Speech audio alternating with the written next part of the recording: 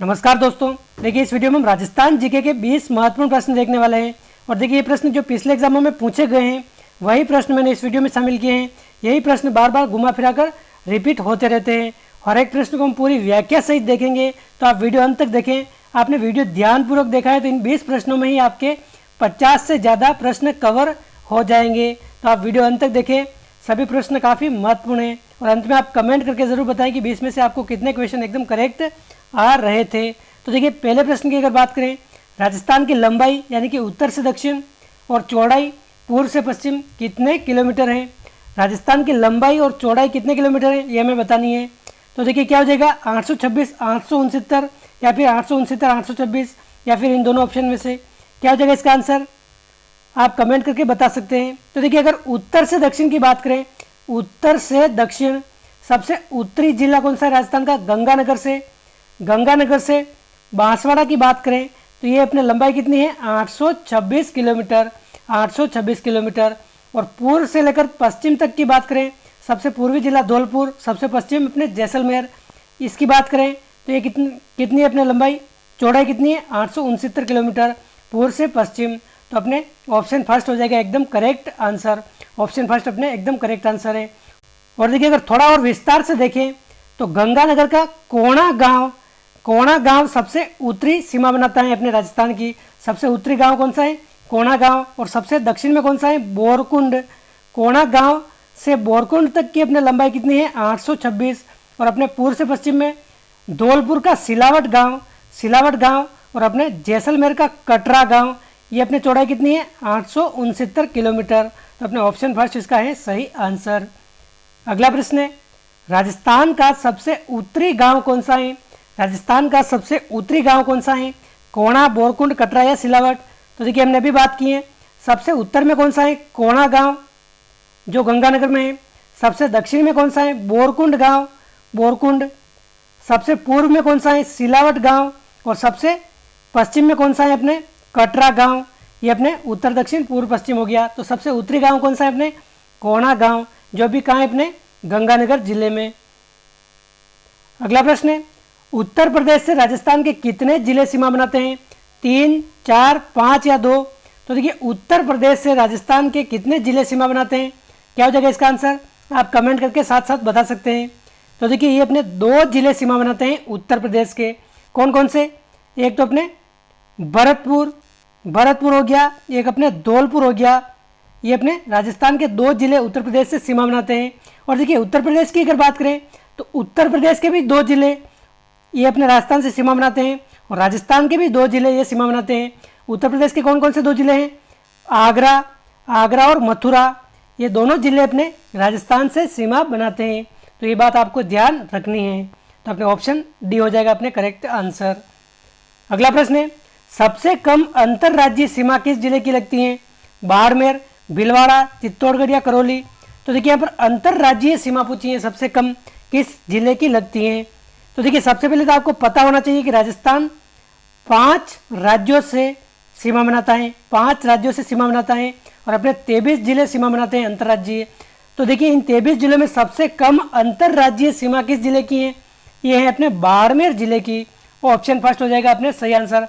बाड़मेर जिले की सबसे कम सीमा है, जो किससे बनाता है, गुजरात से सबसे अधिक तो बनाता है अपने उदयपुर और सबसे कम बनाता है अपने बाड़मेर। और देखिए अगर ओवरऑल बात करें कि सबसे ज़्यादा अंतर्राज्यीय सीमा कौन सा जिला बनाता है, तो सबसे ज़्यादा अंतर्राज्यीय सीमा बनाता है अपने झालावाड़। ये अपने मध्य प्रदेश से सीमा बनाता है, मध्य प्रदेश से ये सबसे अधिक सीमा बनाता है। और सबसे कम अपने बाड़मेर हो जाएगा। ऑप्शन फर्स्ट इसका सही आंसर है।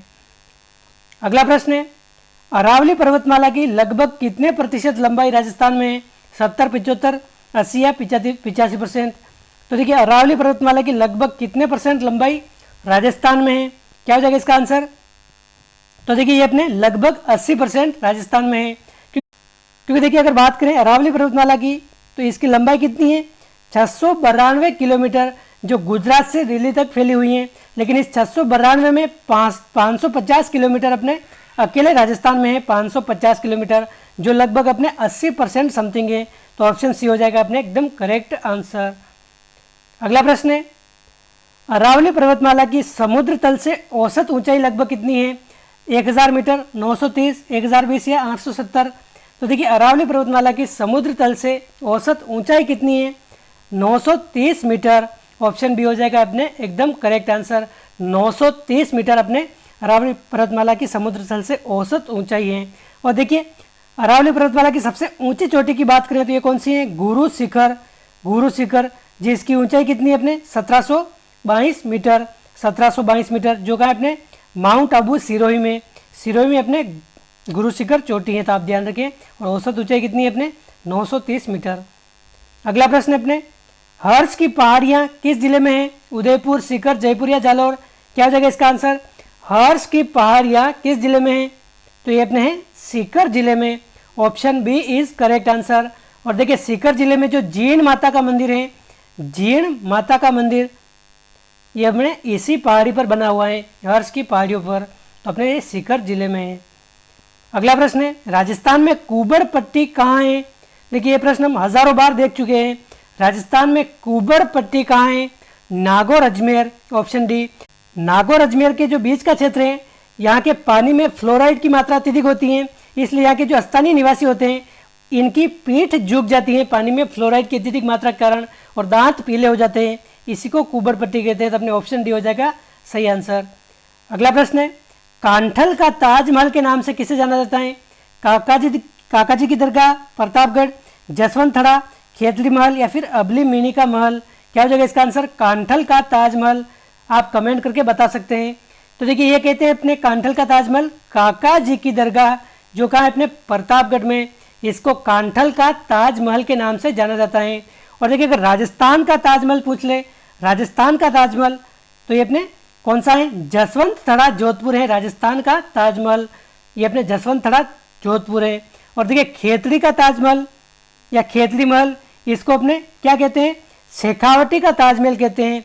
खेतली महल झुंझुनू को शेखावटी का ताजमहल कहते हैं।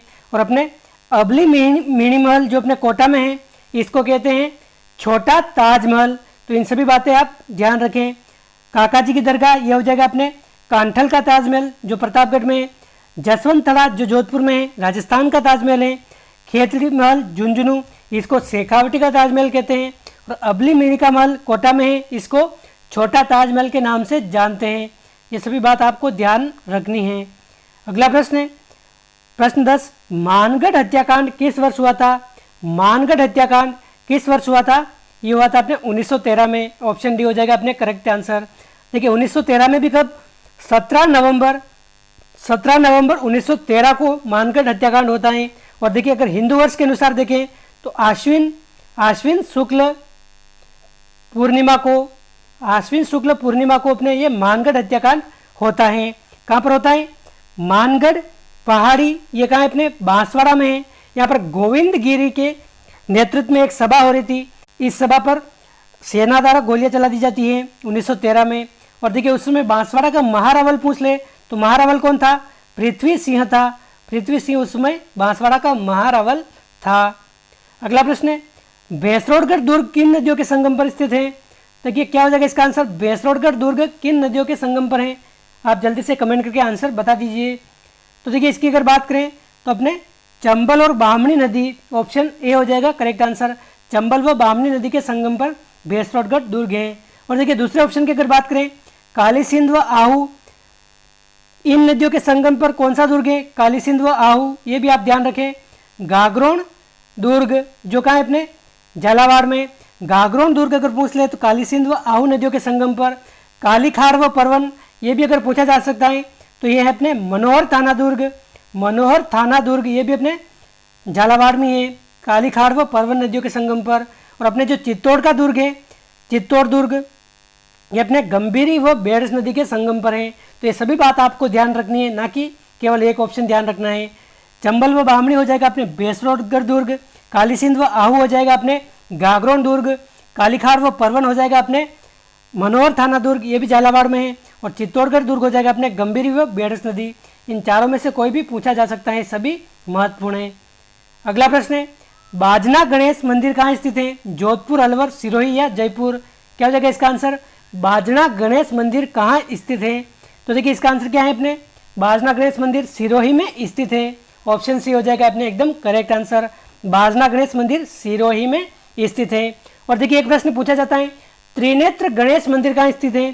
त्रिनेत्र गणेश मंदिर ये कहाँ है अपने? ये अपने है रणथंभौर में। रणथंभौर में त्रिनेत्र गणेश मंदिर स्थित है, रणथंभौर सवाई माधोपुर में, तो आप ध्यान रखें। और इसके अलावा नाचना गणेश पूछा जा सकता है। नाचना गणेश ये कहाँ है? नाचना गणेश अपने अलवर में है, अलवर में। तो ये तीनों आप ध्यान रखें, बाजना गणेश सिरोही, नाचना गणेश अलवर, त्रिनेत्र गणेश अपने रणथंभौर सवाई माधोपुर। अगला प्रश्न है, चीतल की मातृभूमि किस अभ्यारण्य को कहते हैं? तो देखिए चीतल की मातृभूमि के नाम से कौन सा अभ्यारण्य जाना जाता है?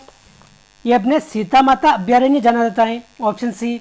देखिए सीता माता अभ्यारण्य का एक और नाम है उड़न गिलहरी। उड़न जो गिलहरी होती है इसका स्वर्ग किसे कहते हैं? उड़न गिलहरियों का स्वर्ग ये भी अपने सीता माता अभ्यारण्य को ही कहते हैं, जो अपने चित्तौड़गढ़ व प्रतापगढ़ में फैला है। तो आप ध्यान रखें, चीतल की मातृभूमि आ जाए या फिर उड़न गिलहरी का स्वर्ग आ जाए, ये दोनों अपने क्या है? सीता माता अभ्यारण्य में है। देखिए यहाँ पर लवकुश जलकुंड आ सकता है। लवकुश जलकुंड किस अभ्यारण्य में स्थित है? ये भी अपने सीता माता अभ्यारण्य में ही स्थित है। प्रश्न 14 है, गोडावण को राजस्थान का राज्य पक्षी कब घोषित किया गया? 1981, 82, 83 या 84? तो देखिए गोडावण को राजस्थान का राज्य पक्षी 1981 में घोषित किया गया था। ऑप्शन फर्स्ट हो जाएगा अपने एकदम करेक्ट आंसर।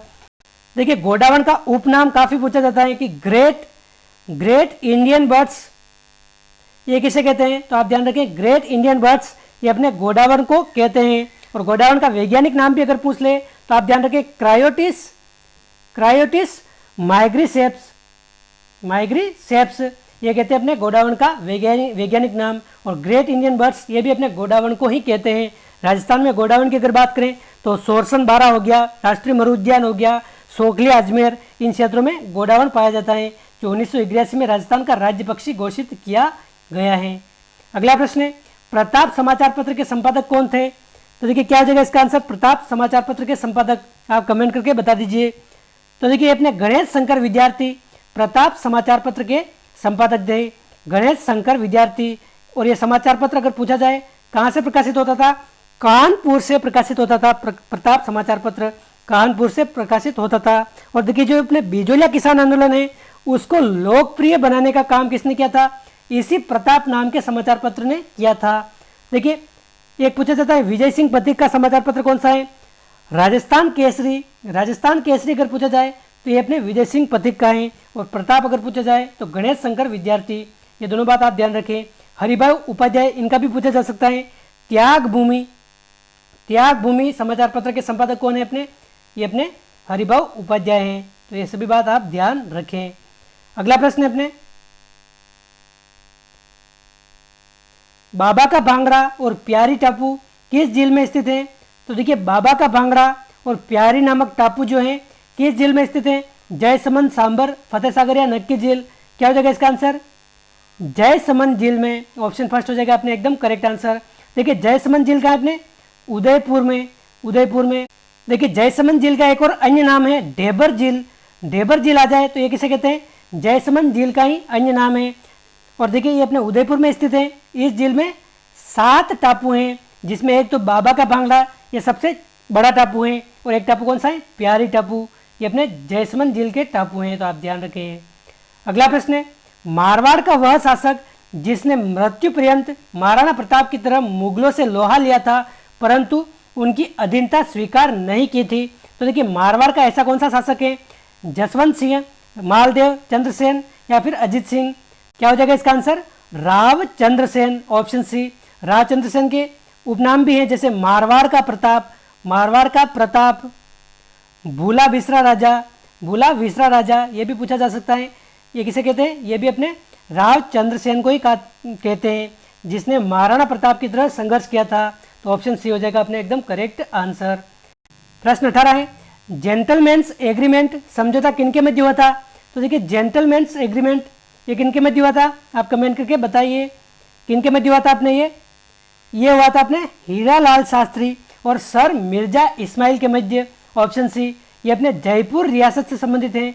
जयपुर रियासत से हीरालाल शास्त्री और जयपुर रियासत के उस समय के जो प्रधानमंत्री थे सर मिर्जा इस्माइल, इन दोनों के मध्य होता है अपने जेंटलमैन एग्रीमेंट्स, समझौता 1942 में। तो आप ध्यान रखिए हीरालाल शास्त्री और सर मिर्जा इस्माइल। अगला प्रश्न है, अरनोद जो प्रतापगढ़ में स्थित है, यहाँ पर आयोजित होने वाला मेला कौन सा है? मातृकुंडिया मेला, मीरा महोत्सव, जौहर मेला या फिर गौतमेश्वर मेला? क्या हो जाएगा इसका आंसर? तो देखिए अरनोद प्रतापगढ़ में अपने गौतमेश्वर मेला भरता है, ऑप्शन डी हो जाएगा अपने एकदम करेक्ट आंसर। मातृकुंडिया मेला अपने चित्तौड़गढ़ में भरता है।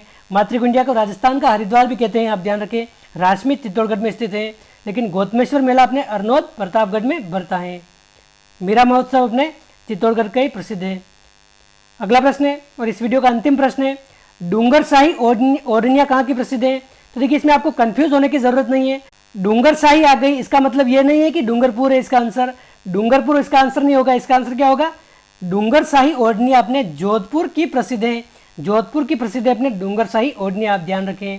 तो दोस्तों ये थे इस वीडियो के 20 महत्वपूर्ण प्रश्न। कितने क्वेश्चन आपको एकदम करेक्ट आ रहे थे आप कमेंट करके ज़रूर बताइए। वीडियो अच्छा लगा है तो लाइक कीजिए, अपने दोस्तों के साथ शेयर कीजिए, और हमारे टेलीग्राम चैनल को भी अगर आपने ज्वाइन नहीं किया है तो उसको भी आप जरूर ज्वाइन कर लीजिए, उसकी भी लिंक दे रखी है डिस्क्रिप्शन में। टेलीग्राम चैनल को भी आप ज़रूर ज्वाइन कर लीजिए। तो मिलते हैं अगले वीडियो में। जय हिंद, जय भारत।